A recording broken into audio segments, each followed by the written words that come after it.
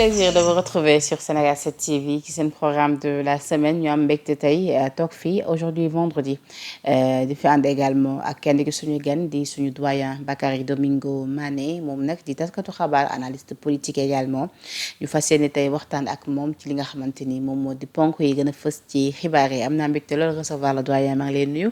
di la bàyyi nga nuyoo. maa ngi lay fay Penda maa ngi fay sa téléspectateur. wax ne am naa mbégte. nekk fi tey. wax lu soxal vraiment réew mi. Voilà. Alors, l'État a sanctionné les enseignants qui ont suivi les grèves décrétées ces dernières semaines par leur syndicat donc ci lu ñu mel nag sanctions yi moom tar na lool ndaxte ci seeni salaire am na ñu ci cof donc nag cof googu ñu ci cof nag ñenn ñi ànduñu ci notamment ñi nga xamante ni ñoom ñoo di enseignants yi bokk ci Pastef yu nga xamante ni bëgg nañ sax ay waxtaan yu dox ci diggante ak ñi nga xamante ni ñoom ñoo les tenants du pouvoir pour ñu xool en tout cas naka la ñu mën a saafare bi lépp jafe-jafe ñenn ñi tamit ñi ngi interroger wu ci pattaaralu ñenn ñi nga xamante ni avant dañ jël défense su way jàngalekat yi rawatina les Dame Mbodj Mamadou Lamine Diante entre autres. waaw man je pense que la question des enseignants question bu simple la loi moo ne tu as le droit d'aller en grève après préavis de grève machin et tout tu as le droit d'aller en grève. mais boo demee grève. bés bi nga def ci grève bi. kenn du la fay.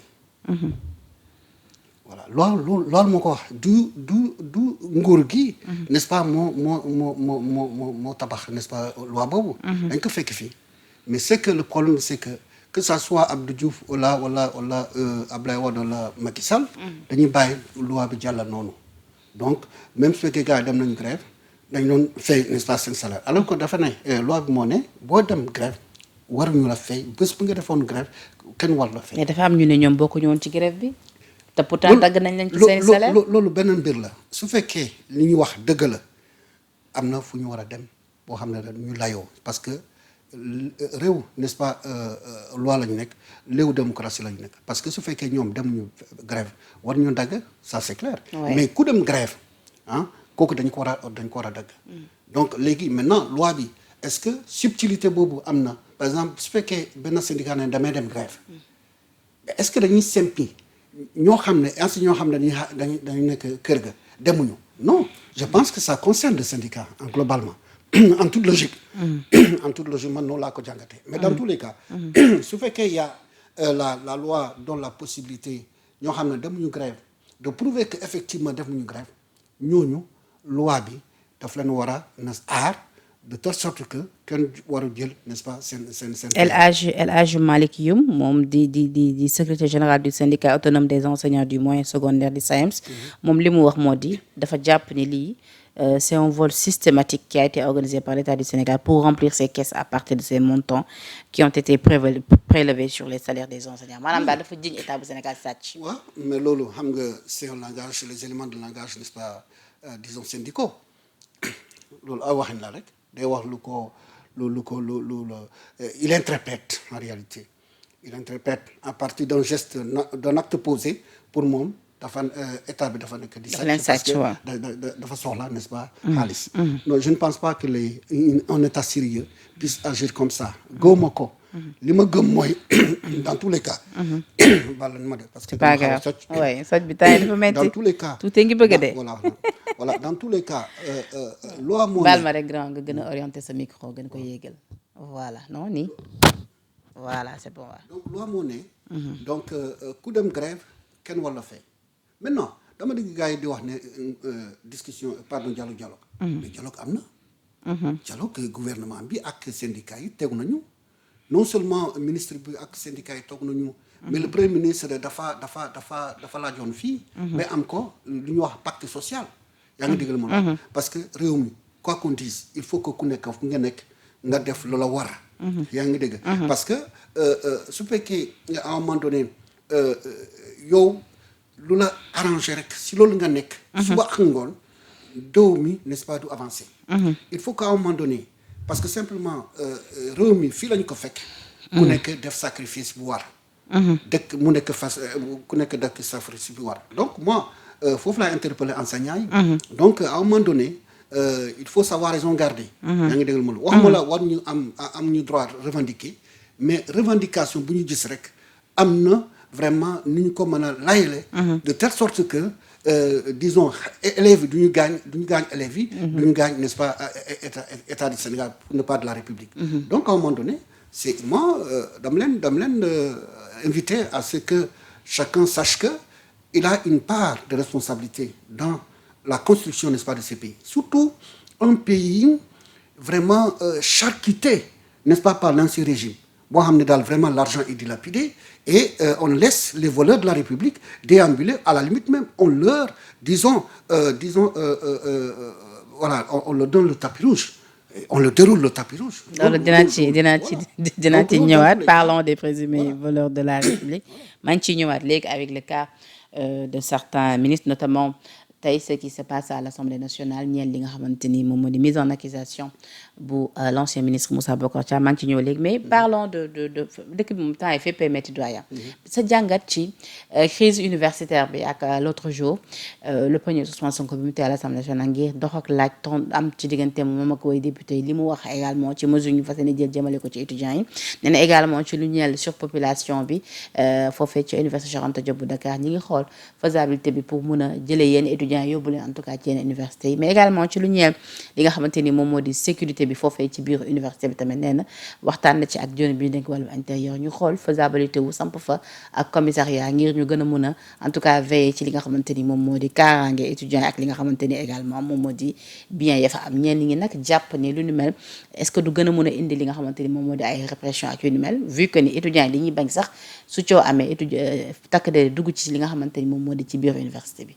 waaw xam nga crise universitaire ñëpp nekkoon nañu disons étudiant si UCAD en département de philosophie laa nekkoon te à l'époque la coordination des étudiants de Dakar daan na bokk si xeex bi yaa ngi dégg la mu la je me souviens en 94 bu ñu génnee vraiment campus universitaire donc loolu yëpp mu ngi fi mais gouvernement bu bees bi dañ ko fal c'est pour que vraiment rupture am lu daan am bañ a amati malheureusement répression bi am na xale benn étudiant bac voilà dafa gaañu si mbir mi loolu vraiment voilà loolu moom à la couleur Barthélémy Diaz qui hier a fait une sortie qui réclame justice oui mais je pense qu'il y a des voix qui ne sont pas crédibles dans ce pays oui notamment la voix de Barthélémy n'est pas crédible et pourquoi parce que simplement il fait partie n'est-ce pas du système. Les gens, depuis le Parti socialiste jusqu'au moment où je vous parle, voilà, il y a un dégât de loi.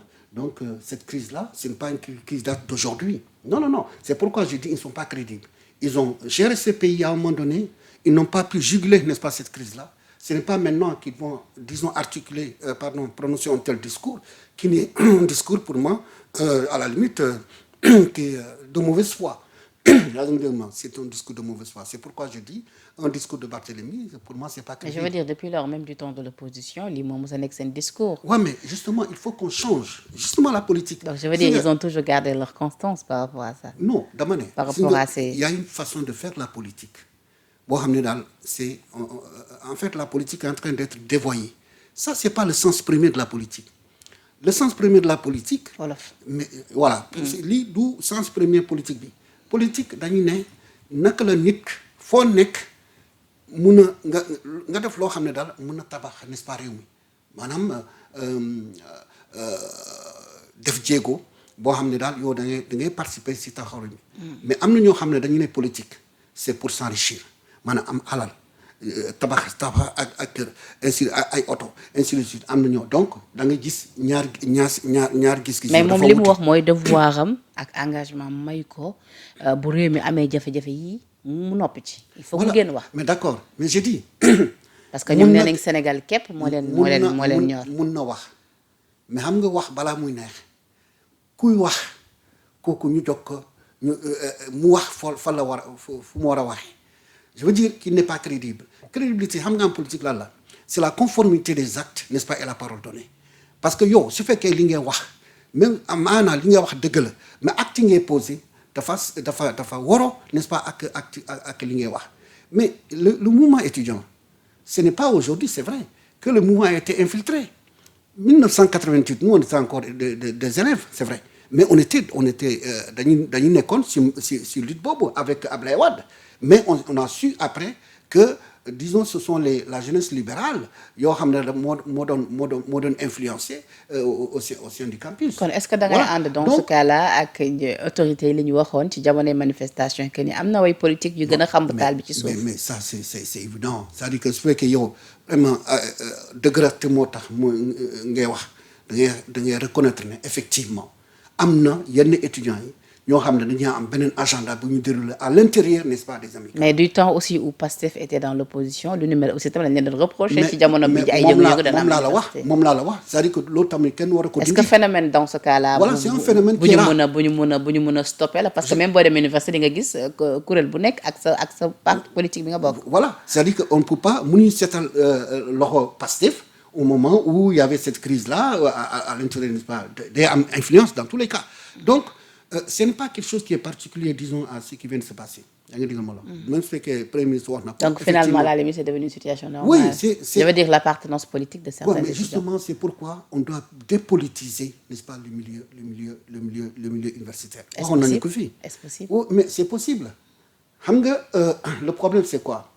Il y a deux entités yoo xam ne dañ ko war a leeral maanaam am na ñu wax lu ñu tudd campus pédagogique foo xam ne amphithéâtre foofu lañu nekk fu ñuy jàngale ak xale yi fu ñuy lekk ak fu ñuy fanaan muy campus social. ñaar campus yooyu il faut les dissocier ba da ngay xool dañ leen ne franchise universitaire concerné wul disons dëkkukaay xale yi fu ñu dëkk concerné wu ko de su fekkee am na jéy la police mun na dem disons def maintien n'est-ce pas maintien d'ordre la ñuy wax c'est-à-dire que mun nga maintenir l'ordre vraiment sans faire dans la répression ala kulli yàlla ça maintenant su fekkee campus pédagogique la c'est là où intervient les franchises universitaires et là damay wax ne même le ministre amul sañ-sañ décider envoyer n'est-ce pas des forces de l'ordre xam nga kan moo sañ-sañ bi c'est le recteur et recteur bi sax mun naa ne turam moo feeñ mais conseil bi mooy décider. yaa ngi déglu ma la donc il faut que ñu wax loo. mais de là à vouloir tamit installer je dirais un commissariat au sein du campus est-ce nécessaire.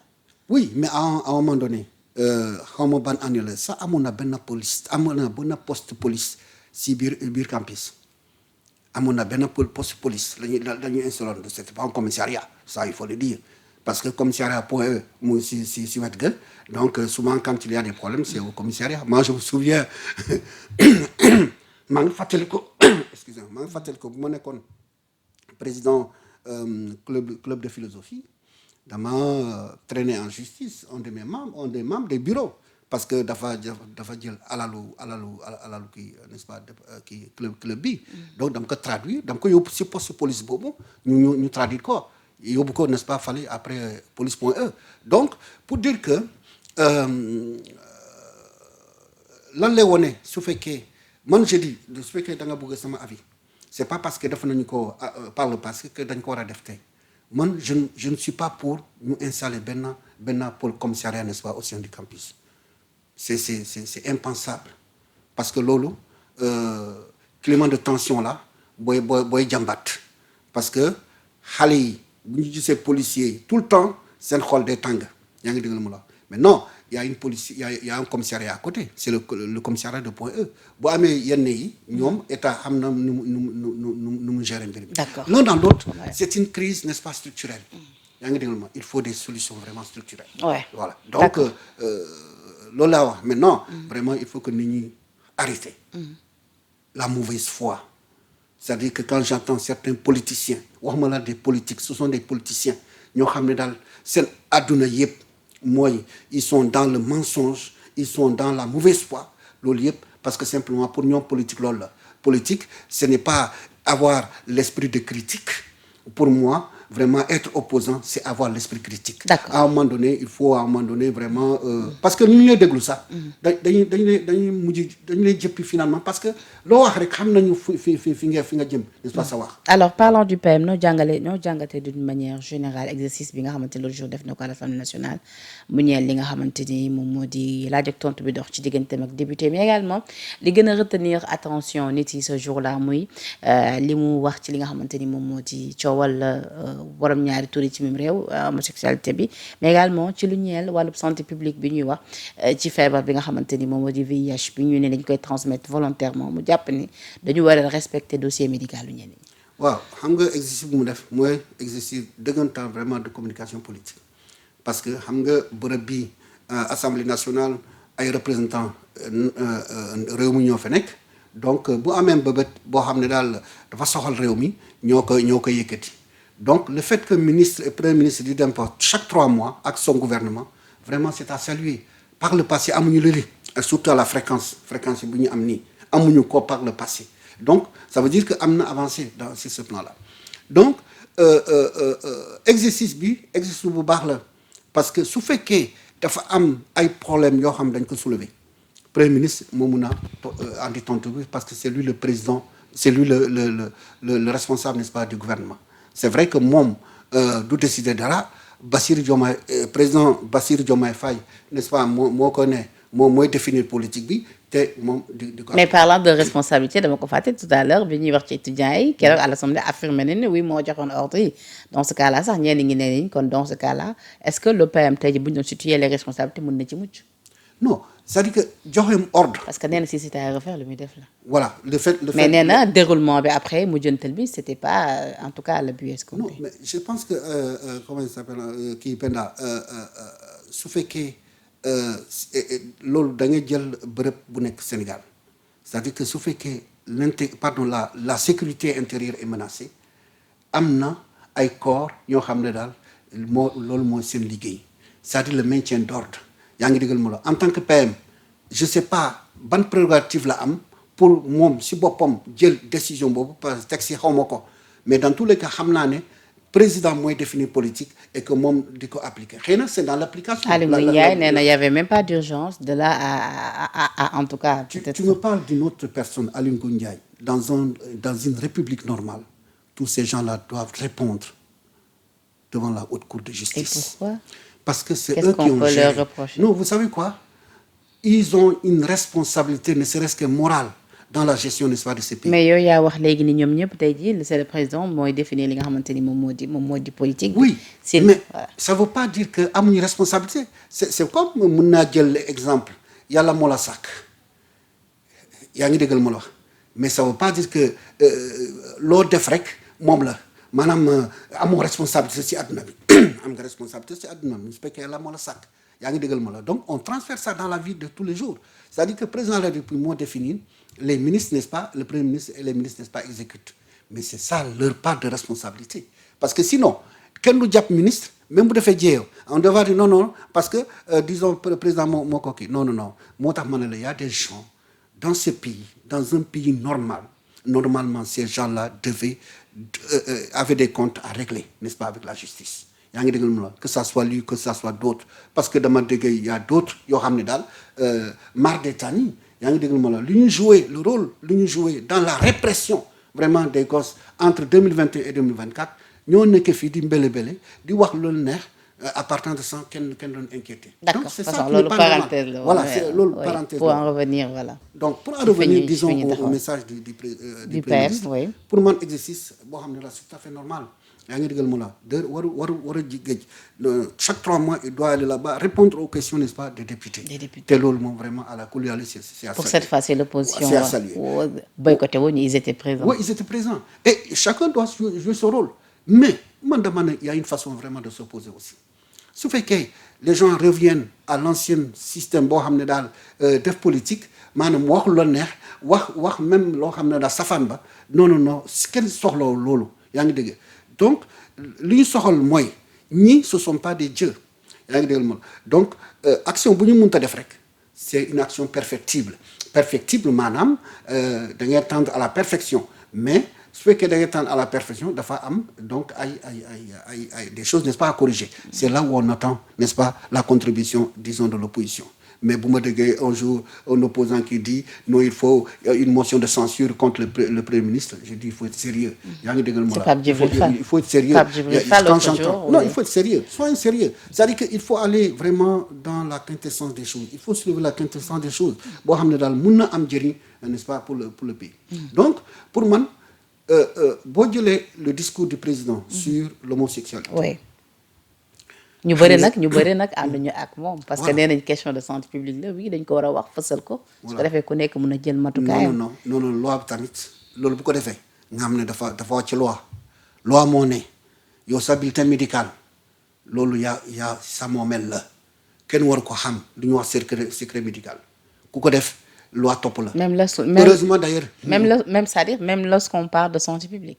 oui santé publique même si lorsqu'on parle de santé publique c'est-à-dire que le reste justice moo koy réglé su fekkee yow y a quelqu'un koo xam ne daal il est présumé innocent justice andi ko xam nga est-ce que tu sais que justice moo yóbbu en même temps ces personnes-là n'est-ce pas disons dans les centres médicaux pour ñu def leen test pour xam est-ce que am na jàngoro bi wala amuñu ko mais ñoom am nañu résultat bi xam nañu résultat mais résultat boobu non dañ koy denc waruñu ko fësal kenn waru ko fësal donc sur ce plan-là je suis vraiment d'accord avec lui parce que li mu wax loi moo ko tënk du parce que Sonko moo ko wax non ça m'intéresse pas lu mu wax loi moo ko tënk parce que ku nekk yooyu xoolal sa bopp rek nga feebar bi nga koy denc même à tes membres n'est-ce pas de famille yaa ngi déggal ma la bon c'est ton droit parce que c'est privé la maladie c'est privé maintenant su fekkee dafa am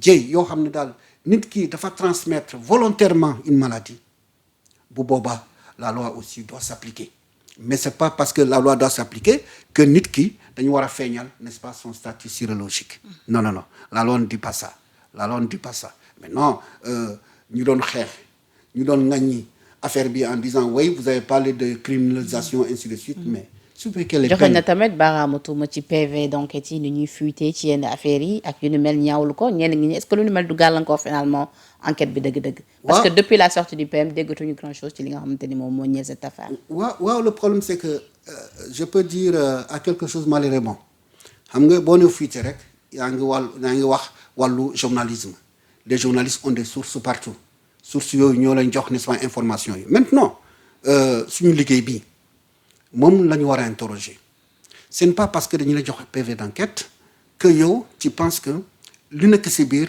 c'est la vérité absolue c'est pas vrai d'ailleurs il y a une façon de traiter n'est-ce pas disons ces PV-là am na ñu koy traiter professionnellement sans pour autant que yow vraiment ñu doute la baaraam. da nga gis manque de professionnalisme. mais il y a un manque de professionnalisme terrible ces derniers temps ci li ñeel cette affaire. mais traitement également bu ci yenn médias yi di am. yenn journaux également j'ai entendu des soi-disant chroniqueurs. et pour moi la plupart d'entre eux sont pas des journalistes. xamuñu nu ñu protéger la source xamuñu nu ñu traiter information de telle sorte que vraiment tu as toutes les garanties. léegi li yenn sites yu crédibles yi bind dans cette affaire. parce que souvent ñenn ñu ba dañoo référé wu ci benn site en particulier bi nga xamante ni moom moo ci gënoon moo njëkk dévoilé en tout cas coow li je ku ci mel Seneweb par exemple. oui mais attends. ñu bëri dañ doon xaar sax souvent ba Seneweb bind dara ñoom ñu dem daal di reproduire et se baser sur li nga xamante ni moom moo di li Seneweb. oui mais dans tous les cas moi j'ai pas lu ce que Seneweb a écrit mais li ma wax ni téere la en matière n'est-ce pas professionnelle un PV am na nu ñu ko war a traiter de telle sorte que. des gens qui sont cités dans ce PV-là kenn la nga war a xam seen identité kenn waru ko xam voilà kenn waru ko xam parce que ils sont présumés innocents jusqu'au moment où la justice va disons établir la vérité alors pourquoi parce que simplement les gens sont dans le buzz pourquoi parce que les gens sont en train de chercher des vues loolu mooy dëgg vous me citez cette presse en ligne. mais le journaliste aussi doit informer c'est vrai nous sommes tous à la quête de l'information justement. je veux dire fii entre yow tout comme moi ko ci am exclusivité doyen. non exclusivité bu mu ko amee am na lu muy càmbar déontologie moo ne information boo ko taataanee nga xam ni daal dëgg la bala nga koy publier da ngay poser benn question information bu ma am nii taataan ko recouper ko benn mu nekk dëgg est-ce que dama ko war a fësal bu ma ko fësalee lan lay jur comme conséquence un bon journaliste un journaliste professionnel doit adresser la question de la responsabilité ce n'est pas parce que li nga am dëgg la gars tu as fait le recoupement que da nga ko war a génne boo ko génne ji am donc finalement moo tax ma ne la un bon journaliste à un moment donné warul ragal l'autocensure mooy am naa information vraie taataan naa ko mais lii bu ma ko fësalee du baaxul n'est-ce pas si réew mi ma garder ko loolu la ñuy wax autocensure maintenant à côté de l'autocensure am nañu la censure mooy waa gouvernement yi c'est-à-dire que yow nga am information boo xam ne daal bu dëgg la boo xam ne boo ko fësalee dina am njeexatal dina am njëriñ n'est-ce pas pour askan wi mais arrangé wul n'est-ce pas gouvernement bi ñoom ñu ñëw xaañ la loolu la ñuy wax n'est-ce pas censure il faut que ñu xam gis nga métier bi on va pas le réinventer. Et l'opposition qui rappelle à Ousmane Sonko que ni ko du yow yaa war a wax ci ay PV ak yu ni mel parce que du temps de l'opposition daawoon nga wax ci ay rapport ak ci ay PV yu nga xamante ni concernant par exemple l'affaire Mame Mbaye Niang ñu bëri rappelé nañ ko mooy bi Sonko di def allusion ci li nga xamante ni moom moo di le cas Mame Matar Gueye dont ni cité wu ko publiquement wax ci le cas Mame Matar ak sécurité bi nga xamante ni joxoon nañ ko et finalement ñu retiré ko. oui pour moi c'est pas sant ko mu joxe ay liste. ce n'est pas une question de personne yaa ngi digal mu la c'est-à-dire que mun nañ ne Sonko way yaa waxoon am nga rapport Mbaye Niang foo ko jëlee donc on peut lui adresser cette question là une question peut-être légitime mun na wax exactement ban donc ça remet sur place encore le même problème maanaam yenn dossier lu tax mu fuité ça veut dire que dafa am complicité au sein de l'administration loolu mooy dëgg donc su fekkee gouvernement bi bëgg na si mettre en terme mun na am fu mu war a jaar mais dans tous les cas pour ñun journalistes yi c'est de bonne guerre c'est-à-dire que mun nañu am information parce que nous sommes des vigies maanaam ñu ngi liggéey n'est-ce pas pour démocratie sax n'est-ce pas si réew mi mais ni ñu koy defee am na ñoo xam ne daal defuñu ko teguñu ko n'est-ce pas si yoon ce n'est pas parce que da nga am PV c'est pas parce que dañuy citer ay turu nit n'est-ce pas si PV bi que dañu leen war a n'est-ce pas siiwal non parce que ñooñu ils sont présumés innocents war leen tudd mais am na ni nga ko mën a waxee sans pour autant que nit xam kan ngay waxal. D'accord. Donc problème bi foofu la nekk. D'accord. Voilà. Mais bu ñu ñëwee ci le cas Mame Matar Gueye est-ce que l'État qui aujourd'hui est censé gérer li nga xamante ni moom moo di la sécurité des personnes et des biens tey jii un citoyen peut-être qui se sent menacé ku mel ni le cas Mame Matar Gueye Jamra ñu joxoon ko li nga xamante ni moom moo di ay agent ngir ñu gérer li nga xamante ni moo di sécurité tey le PM devant l'Assemblée assumer pleinement que ni moom moo santaane à ce que ñu dem retirer li nga xamante ni moom moo di sécurité boobu parce que tout simplement que sant ko mu wax ay waxu liste wala mu divulguer li nga xamante ni moom moo nekk ci liste bi Mame Matar Gueye bi nga xamante ni àndul ak boobule mbir jàpp na ni sax tey jii lépp lu ko dal moom il tient pour responsable ki nga xamante ni moom moo di Ousmane Sonko. Bon moom comme Mame Matar Gueye pardon magam Abdou Latif sama grand la woon waaw vraiment bu mu doon diriger AAA maanaam am na benn structure bu ñu créé woon des droits de l'homme vraiment daanaa dem di ko seeti à côté disons de l'Assemblée nationale à côté disons de Sorano am na benn bâtiment foofu ancien ministère n'est-ce pas de la culture de la communication mais je pense que mbir mi c'est très simple maa ngi koy jaajëfal parce que mu ngi liggéey wàllu vraiment droit de l'homme mu ngi liggéey surtout wàllu jikko yi vraiment je lui tire le chapeau mais à un moment donné nit ki tu vas vouloir faire du bien jusqu'à faire le mal voilà loolu ça peut arriver à tout le monde c'est-à-dire que moom il criait sur tous les toits que moom daf am na liste bi dëgguma fenn dëgguma ko de wax ma dafa ko de dëgguma fenn fu mu wax ne dafa ngay publier mais moom Mame Matar tamit nee na moom amul fenn fu mu sa waxee non kooku laa dafay publier liste Mame Matar Gueye laa wax noonu dëgg ma fenn c'est-à-dire que moom dëgg naa ko muy wax am na liste bi mais dëgg ma fenn fu mu wax ne dama koy publier dëgg ma ko je l'ai pas entendu voilà maintenant le fait de dire am naa liste bi kese nit ñi ko dëgg nit ñi di ko dëgg mais c'est un moyen de pression sur toi sur moi sur tout le monde parce que on se dit mais kan moo nekk ci liste bi donc la pression elle est là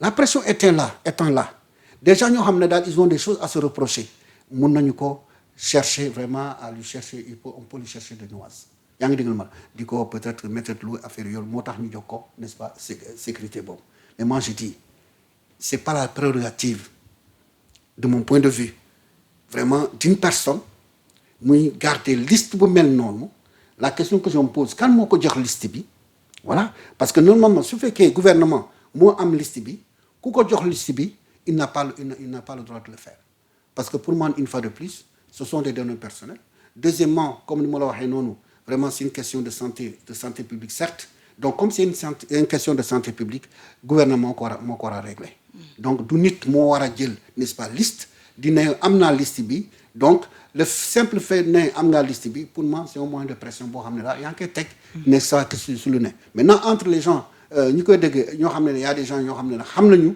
que seen tour mu ngi si liste bi ñooñu mun nañu agir autrement mais l'un dans l'autre moi je pense que fu gouvernement war a communiquer je pense que premier ministre war na ko que c'est pas lui à lui n'est-ce pas de détenir la liste bi n'est-ce pas gouvernement moo ko war a détenir ça à la couleur je pense que ku am dëgg-dëgg war na comprendre loolu war na accepter loolu donc le problème c'est que Mame Matar Gueye mu ngi def liggéey bu baax n'est-ce pas dans ce pays si réew mi dans tous les cas le gouvernement comme tout autre citoyen suñu kaaraange gouvernement moo ko war a sàmm. léegi ki lay fauté ou pas nañu ko sàmm n'est-ce pas kaaraangeem. comme nañu war a sàmm sa kaaraange. comme ñu war a sàmm kaaraange. parce que loolu droit la. d'accord kon daal jàpp nga ni sécurité bi dañ ko. non il n'a plus besoin de sécurité. parce que pour moi sécurité personnelle su fekkee loolu la mais toi tu as besoin su fekkee vraiment nit ki a besoin de sécurité nga xam ne am na loo xam ne daal loolu moo tax vraiment ce qui justifie mu am sécurité. mais comme liste bi dañ ko ne. liste bi. yow sa yoon nekkatu si donc en principe vraiment warutul am sécurité au point que peut-être que voilà quand je dis warutul am sécurité ça veut pas dire que waruñu n'est-ce pas gérer sa sécurité non am sécurité mooy ñu jox la vraiment ay agents ñoo xam dañu suba ak ngoon ñoo lay garder loolu laa wax de mais mun nañu ko disons garder mun nañu ko disons assurer sécurité am comme ni ñu assurer n'est-ce pas sa sécurité. D'accord. Voilà. Alors à la Koulibaly, je pense que nous avons des renseignements qui sont très futés. ñoo xam ne daal ñu ngi lay réew mi gàcce ngalaama à ces gens-là. Alors doyen Assemblée nationale la ñuy desandi ba tey wax ci le cas de l'ancien ministre maître Moussa Bocar Thiam nag moom fu mu nekk nii ñu ngi koy xaarandi fi nga xamante ni moom moo di haute cour de justice mu war faa dem wuy ji moom nag ci fait yi nga xamante ni ñi ngi koy mënees nañ ko qualifier pénalement d'une particulière gravité ñu ko war ko toppee li nga xamante ni moom moo di bokk na ci association de malfaiteurs détournement de dernière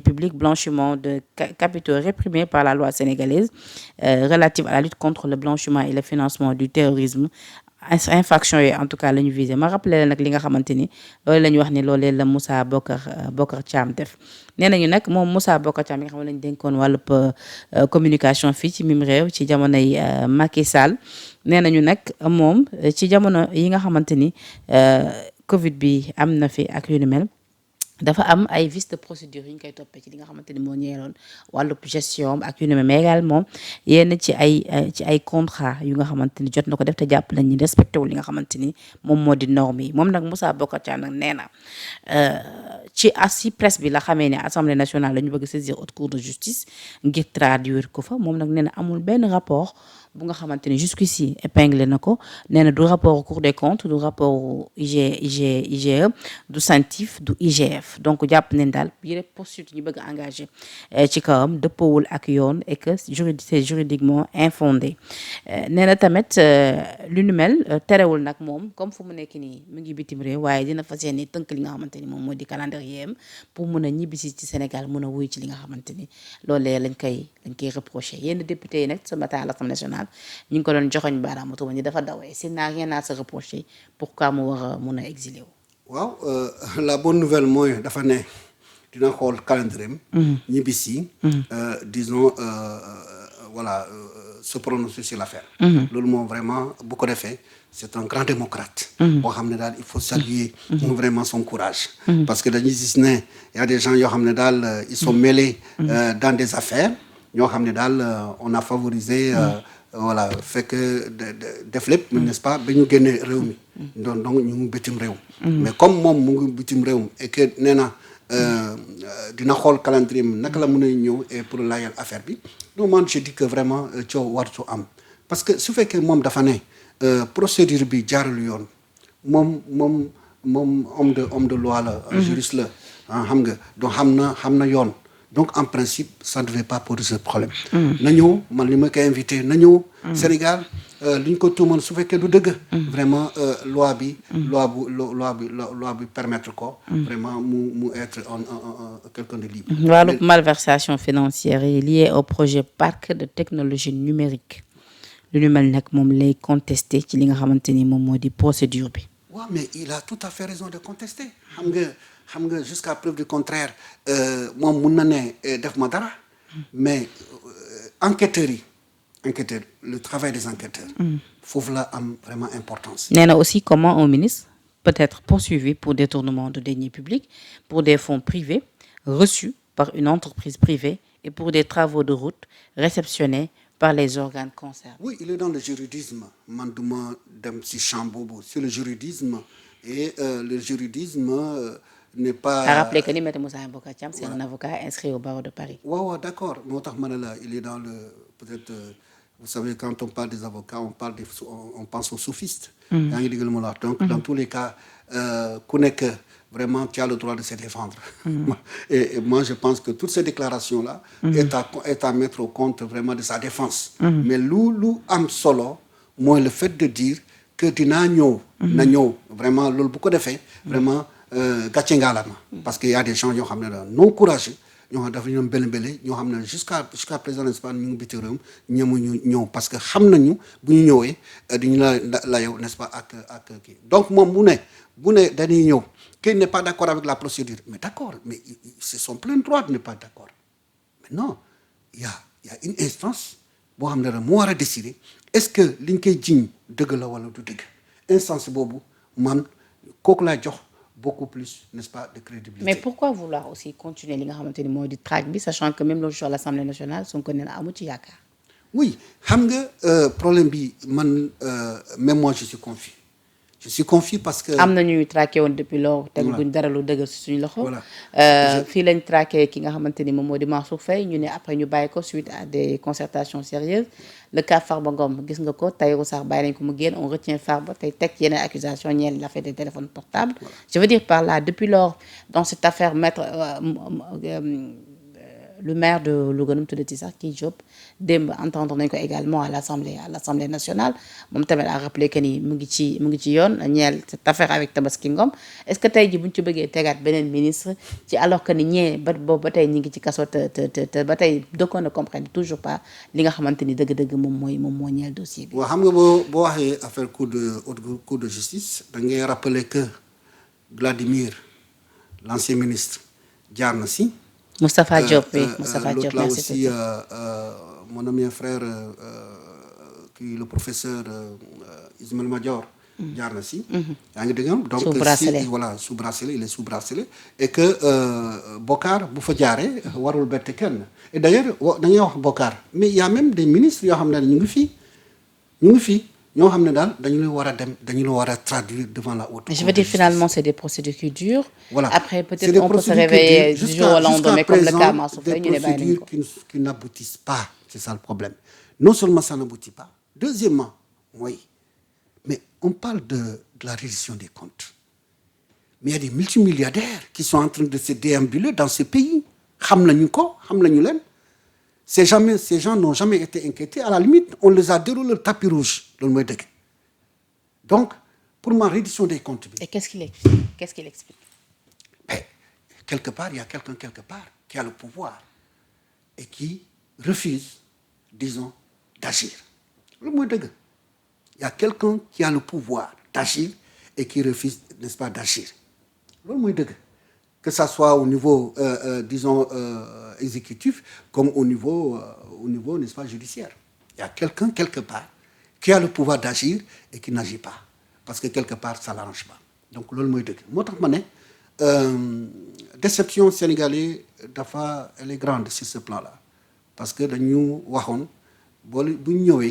nous vraiment semble justice sur eux. Mais on se rend compte que justice à deux vitesses là. On les appelle, on Lolo, à la Kouliali, on doit comprendre l'autre. Parce que ce fait que ni la ni remis, mais justement, je pense que le PM a raison de dire Amoul Yakar. Parce que Amoul Yakar, moi, dossier mun nañ ko commencer mais après fu mu mujjee je prends le cas de Mansour yaa ngi koy wax on le met en prison ensuite on le sort après on le blanchit mais accusation bu ñu koy accuser est-ce que réellement les accusations étaient bien libellées et kan moo jëloon décision bi disons demander à la haute cour de justice disons de le faire traduire voilà donc loolu yëpp c'est des interrogations est-ce que la demande traîner la dans la boue après pour ensuite dire un bon matin bàyyi la parce que la demande boo adressé demande député yi da ngay mentionner lu ñu ko reproché waa ji mais su fekkee affaire ceeb la ngay dugal mais il faut être sérieux finalement est-ce que kon dans ce cas-là haute cour de justice bi ñu koy doog a déclarer en tout cas ñu bëri ànduñ ci woon est-ce que ñu ci àndul woon je veux dire tey am nañ dëgg non ñu si àndul woon pour moi dans tous les cas parce que waxoon nañu ni danger bi mooy que dañ lay traduire ci haute cour de justice doo am moyen pour te défendre il faut que nga dem d'abord ci yoon après pour ensuite revenir pour pouvoir te défendre. Oui, maintenant man ni ñu ko tëggee je ne suis pas un juriste pour savoir un peu galgal yu nekk mais dans tous les cas pour man dans une démocratie puisque ministres yi kenn mu leen layal dans une autre cour haute cour de justice rek moo leen mun layal or parmi les ministres am na ñu bare ñu def jéey ça il faut le dire aussi maintenant est-ce qu'on va le laisser comme ça parce que la haute cour de justice waru dox ni mu war a doxee non ça c'est une autre paire de manches ou bien on dit simplement que le ministre ou bien qu'on change la loi qu'on dit que le ministre au même titre que le citoyen lambda bu defee jéey dañ ko war a traduire devant la justice devant une justice ordinaire d'accord voilà donc ça c'est la possibilité mais l'un dans l'autre pour moi une fois de plus la question de la reddition des comptes pour man ba léegi fu ñu doon xaar n'est-ce pas état Sénégal ba léegi teeru fa léegi ba léegi teeru fa de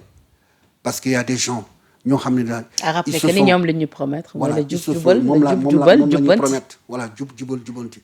moom la ñu promettre ñoo xam ne daal jël nañu alal réew mi waxuma la benn milliard.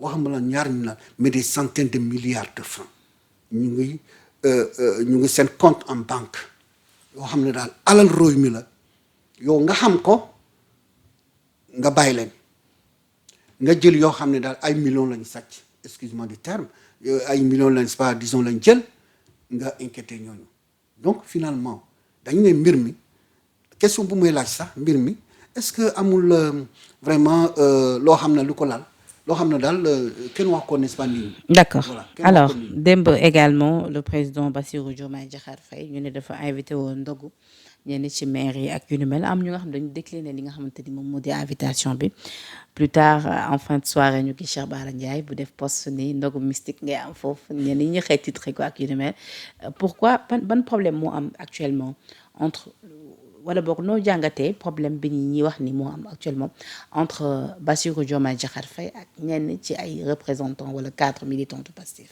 non problème bi am man dama ne du problème bu am entre Bassirou Diomaye Faye ak quelques représentants n'est-ce pas de Pastef non problème bi am entre le président Bassirou Diomaye Faye et le premier ministre n'est-ce pas Ousmane Sonko maintenant les autres ay dégâts collatéraux la yaa ngi déggal ma la wax mais le vrai problème c'est entre les deux. ba ci limogeage yu Bassirou voilà Kébé bi les deux le problème dëggantaan mooy ñaar nit ñi dañu jaayoon Sénégalais Sonko mooy Diomaye mooy Sonko mais léegi Diomaye mooy Diomaye Sonko mooy Diomaye pardon Sonko mooy Sonko. man de dama gëm ni ba parce tey que Sonko mooy Diomaye non loolu mënul nekk ko ñoom ñaar benn lañ. non loolu mënul nekk c'est-à-dire que dañu war a disons différencier ñaar mbir il y a le volet politique il y a le volet gestion n'est-ce pas des affaires de la cité c'est vrai que nous sommes toujours dans la politique mais c'est juste pour des raisons pédagogiques pour ñu mën a serrer les deux le président de la République Bassirou Diomaye Faye dafa am ambition te c'est son droit d'avoir des ambitions dafa am ambition pour toogaat encore à la prochaine élection présidentielle mu toog ci réew mi c'est son droit le plus absolu. est-ce que loolu mën nañ ko jàpp c'est encore trop tôt. non c'est pas moom waxagu ci officiellement. ay jege ñaane aussi waxuñu ci. xam nga du Comment peut-on être sûr et certain que Oui, oui, d'où question. il va se Voilà, on peut représenter? être sûr par les actes que l'individu pose et qui peut nous amener à croire ou à penser que effectivement si yoon boobu la nekk. dama lay jox ay tegtal pour dire que quelque part il a de l'ambition politique. Voilà quelqu'un yoo xam ne bu ñu ko élire dafa bàyyi ndombo tànk bu mu amoon n'est-ce pas au sein de Pastef secrétaire général la woon maanaam le numéro 2 n'est-ce pas du parti. Pour devenir le président Voilà. de tous les Sénégalais Après sans mu ne appartenance, c'est pour sans parti vraiment politique. être au-dessus de la mêlée. yaa ngi dégg ma la wax man dama tàcc jour boobu dama kontaan dama ne vraiment voilà la rupture. Mais qu'est-ce qui s'est passé à mi-chemin? À mi-chemin, on voit la coalition Diomaye président boo xam ne daal c'est une coalition qui devait être morte au lendemain de l'élection présidentielle, n'est-ce pas, de Diomaye. D'abord, soit dit en passant, c'était pas la coalition Diomaye président, c'était la coalition Sonko président. Bu ñu disons galgalee Sonko la ñuy Sonko tànn disons Diomaye donc ñu jox ko n'est-ce pas coalition bi. Maintenant le fait que moom mu tey n'est-ce pas coalition Diomaye président au point même d'apporter des changements à la tête n'est-ce pas de la coalition mais nit ñi dañuy ñaaw njot ku la ne je suis au-dessus de la mêlée mu téye encore nga gis ko mu téye n'est-ce pas coalition nga xam ne am na lu xew loolu moo premier aspect bi premier point bi. Deuxièmement moom ak son premier ministre boo xam ne mooy le président n'est-ce pas de Pastef des fois dañuy gis contradiction au grand jour notamment avec disons la nomination d'un certain kii là Samba Ndiaye. Mais on a vu que les positions n'est-ce pas du président si penc mi à la limite c'était vraiment pour voilà donc loolu fam il a assumé aujourd'hui commençant de recevoir des segments n'est-ce pas de Pastef. Donc pour te dire que celui qui était au-dessus de la mêlée est carrément dans la mêlée yaa ngi déglu ma la donc lan la si jublu man mun naa poser ay hypothèses lan la si jublu hypothèse mooy une vérité provisoire boo xam ne dañ koy vérifier après est-ce que am na wala déet mais on va être catégorique vérité provisoire la donc man dama ne mu ngi recevoir disons les segments disons de Pastef pour wane ne que moom Pastef la nekk Pastef la musa nekk loolu mooy première hypothèse bi. Deuxième hypothèse bi mooy mu ngi recevoir segment disons waa Pastef pour jël appareil n'est-ce pas Pastef pour jël appareil Pastef parce que Pastef dina dem n'est-ce pas congrès su fekkee dafa commencer di recevoir gars yi comme ça di leen concevoir image bu mu rejeté bu mu envoyé à l'opinion publique mooy l'image de quelqu'un vraiment de fréquentable image de quelqu'un boo xam ne daal vraiment il est accessible parce que la preuve da ngay wax ndogu boo xoolee sa valeur du point de vue communicationnel da ngay xam ne daal c'est la convivialité yaa ngi déggal ma ça veut dire on va discuter à bâton rompu yaa ngi déggal ma la wax donc et c'est cette séance-là à laquelle il a invité les députés l'autre jour avant les députés ce sont les coordinateurs yoo xam ne daal dañ leen poser question mu répondre am na yeneen questions yi d'après les informations que nous avons eues il y a des questions yoo xam ne daal il n'a pas voulu répondre bref mais dans tous les cas échange am na. Combien de questions? Non échange am na par exemple est-ce qu'il va se présenter à l'élection présidentielle de 2029? Je pense que là les gens disent qu'il n'a pas répondu à la question en disant que bon c'est pas le moment il ne peut pas répondre à la question maintenant donc ak yeneen question yoo xam ne daf ko soulever bref il a créé un cadre n'est-ce pas de dialogue. Parce que moom bu ñu ko élire il a décidé de se couper de la base n'est-ce pas de Pastef loolu mooy dëgg il a décidé de se couper de la base alors qu'est-ce qui s'est passé bu mu couper base il a dit moi j'ai besoin d'un appareil. Mais après defoon nañu ko président d'honneur au Pastef. Voilà mais d'accord mais ba léegi. donc ba tey mu ngi Pastef. non je ne dis pas que quand je dis couper des bases je ne dis pas que nekkul militant. mais quelque part ndax lu ñu mel waroon nañu woon mën a réjouir d'autant plus que ni ñoom boobu ba tey liñ doon ñaawlu lu ñu mel loolu la Sonko ci ba muy def li nga xamante ni moom moo di giga meeting bi waxoon na sax ni Pastef am na doole bu mu war a am et que kenn soxlawul di wàllu yeen feneen comme peut-être pour dire à Diomaye soxla woo leneen feneen li nga soxla yëpp mu ngi fii ci biir li nga xamante ni moom moo di Pastef je veux dire par là kon tey bu fekkee ni tey jii dellu si waat na ci li nga xamante ni moom moo di Pastef bu dee dafa demoon ndax loolu ñoom waruñ ci woon am satisfaction au lieu que ñenn ñi di boycotter ay invitation au président. waaw mais finalement qu'est-ce qu'ils veulent, je veux dire. xam nga question bi ñu war a poser Penda mooy le président de la République Bassirou Diomaye Faye en quelle qualité il reçoit les segments disons de Pastef, en quelle qualité? Alors aussi laaj la de. si laaj la en quelle qualité? En quelle qualité selon vous? Non, je sais pas parce que su fekkee il le reçoit en qualité de président de la République.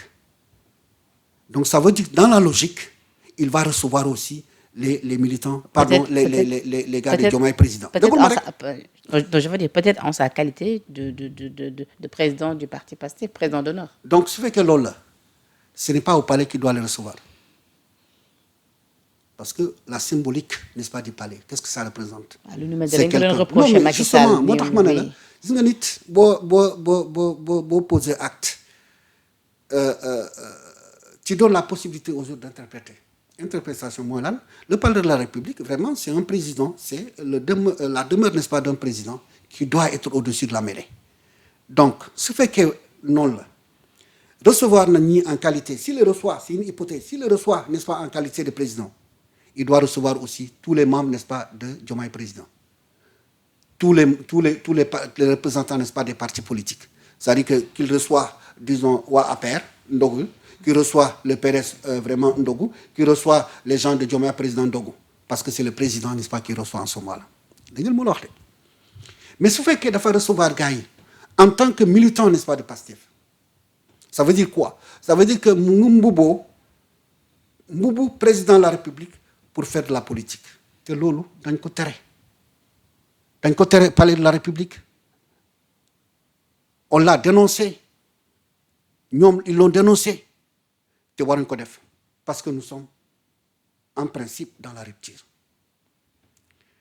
D'ailleurs, pour que le président de la République, Bassirou Diomaye Faye, xam na fu mu jëm. Xam na lu mu nekk di tabax. Lu mu nekk di tabax mooy comme nous l'avons dit, première hypothèse d'abord, c'est montrer, disons, à l'opinion publique que mon ou Pastef là. Deuxième hypothèse, c'est jël appareil, n'est-ce pas, disons Pastef. Naka la commune jëlé. D'abord en créant ce climat convivial, disons de l'empathie entre lui, n'est-ce pas, et certains représentants, n'est-ce pas, de Pastef. Comme ça, le jour, à l'heure, disons, du congrès, que mu am yenn responsable ñoo xam ne daal su fekkee moom il lui vient à l'idée de demander la tête, n'est-ce pas, de Pastef, que mu mun a am, n'est-ce pas, de soutien. Je pense que c'est ça que le président, disons, le PM a compris. Parce que Assemblée nationale lan la wax. Nit ñi dañ may ne tu es le gardien de la révolution. Mais musuma si disons accorder importance. Je dis que PM moo wax. Mu ne mais le gardien de la révolution. Voilà, gardien de la révolution. Mu ne à compter de ce jour nangu naa ko. Xam nga déclaration bi ça n'a l'air de rien. Mais boo nekk jàngat vraiment boo jàng politique da nga xam ne déclaration bu rëy la. Déclaration boo ko jëlee ci contexte bi d'abord contexte la boo xam ne daal président de la République Bassirou Diomaye Faye est en train de poser des actes mais des actes politiques ndogu avec les coordinateurs, ndogu avec disons les maires, ndogu avec disons les députés. Ce sont des actes politiques. Mais le premier ministre xam na loolu, le président, n'est-ce pas, de Pastef xam na loolu. C'est pourquoi moom daf koy jiitu. Le fait de dire j'accepte être le gardien de la révolution, en réalité, c'est une manière de parler à Diomaye. Que li nga def li yëpp lépp xam naa ko. Parce que le président, les gens racontent que le premier ministre dem na foofu jour boobu dafa ndogu rek génne palais ba. Lu tax mu def loolu. C'est pas fortuit. C'est dire que li ngeen wax yëpp fii engagement de. Je suis le président du parti, engagement benn yoon. Et bugguma tamit jalgati yoon parce que palais de la République warul nekk instance boo xam ne lieu boo xam ne daal dañuy def ay rencontres politiques donc moom bu ñu def critique adressée aujourd'hui à Pastef, au régime de Pastef dañ koy simpi si loolu parce que dans tous les cas il n'a pas assisté à ces rencontres mais l'un dans l'autre mooy le président Bassirou Diomaye Faye xam na fu mu jëm. Ah ouais. Il joue, il est en train de jouer. C'est chacun, voilà, il est en train de jouer. Mais de l'autre côté, le Premier ministre aussi est en train de jouer. Mais xam nga lu ma neex si mbir mi. ñoom mun nañu ne que dans des querelles politiciennes mais de façon feutrée. boo xam ne daal ba léegi y a pas de voix vraiment où on entend les gens sinon voilà se plaindre affaire yooyu ku nekk il est en train de faire les choses en sourdine. D'accord. mais loolu taxul. waaye waxtu bi jeex na oui. loolu taxul république bi c'est ça que loolu moo ma neex si mbir mi loolu taxul république bi ne que bañ a avancer. c'est-à-dire que tout ce qui est dossier gouvernemental ñu ngi koy doxal à merveille. c'est pourquoi moi je dis à la limite est-ce que seen querelle mi man soxla ma ça m'intéresse pas parce que man lu ma intéressé en tant que citoyen mooy est-ce que ils sont en train de prendre en charge vraiment mbëbët sénégalais te à la kuliyaal yi sur ce plan-là Diomaye ak son premier ministre sont en train vraiment de travailler. c'est important alors doyen waxtu bi jeex na maa ngi bàyyi nga tàggatoo le mot de la fin. waaw bëggoon naa ñu dem ci yeneen sujet waxtu bi jeex na ba ma xaabaabal. waaw kontaan naa sama teewlu fii et je pense que Sénégal bi une fois de plus ñoo ko bokk et il faut qu'à un moment donné ñu tenir le langage de vérité. parce que il y a trop de mauvaise foi. parce que am na ñoo xam ne daal ils pensent que politique nekk waxan saafaan ba. def saafaan ba alors que c'est pas ça. donc politique. da nga war a dëggu nekk si yoon bi comme ñoom ñu joxe vraiment disons slogan bi maanaam jubal jubanti loolu yàlla moo ko santaane en premier lieu jubal jubanti yàlla moo ko santaane en premier lieu ça veut dire que nit ki da nga war a nekk si dëgg nga war a nekk suba ak ngoon man loolu laa retenir si wàllu politique. D'accord voilà. jërëjëf mu nekkoon seen ganub tey ci bileb jotaay di sama doyen di Bakary Domingo Mané taskatu xabaar analyste politique tey nag ñu amoon mbégte lool dalal ko fi waxtaan ak moom am li nga xamante ni moom moo di gis-gisam ci nu mu gën a yaatoo ci li nga xamante ni en tout cas moom moo di ponk yi gën a fës ci xibaar yi ñu ñuy remercier bu baax ndax grand ci li nga xamante ni moo di wuy si bi nga wuy si tey ci suñu invitation di la ñaanal jàmm di remercier également tuuti maa ngi moo nekkoon ci machine bi la rédaction de Sénégal 7 yéen ñi safoo saa su ne suñu ay programme di leen ñaanal kenn du lu jàmm en compagnie des programmes de Sénégal 7 TV jërë ngeen jëfee bon week-end